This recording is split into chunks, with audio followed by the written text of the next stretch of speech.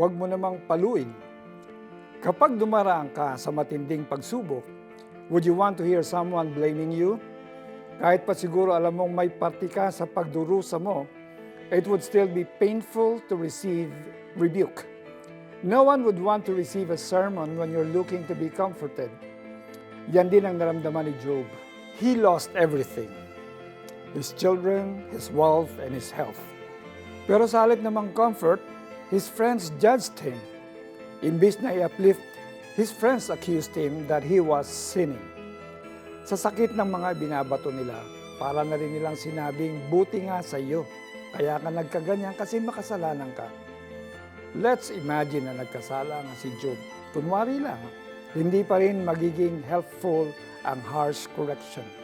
Kaya naman nasabi ni Job, ang anyone who withholds kindness from a friend forsakes the fear of the Almighty.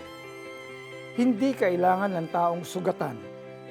And at the lowest part of his life ng mas marami pang sermon, what he needs is kindness. Jesus modeled this kindness in his many encounters with broken and sinful people. He responded with empathy, mercy, and compassion. May we also give the gift of kindness and love in action to others. Offer grace.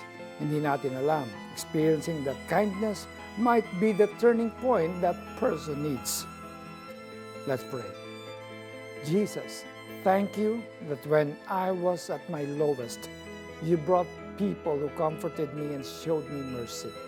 Turuan mo po ako maging katulad mo. Gusto ko pong makatulong at hindi makasira ng iba. Patuloy mo pong baguhin at punuin ang puso ko ng pagmamahal at kabutihan na galing sa iyo. So, I would also be able to share the same with others. Amen.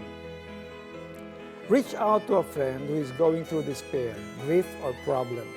Before meeting with them, ask the Lord for wisdom sa kung papaano mong paraan maipapakita ang kabutihan.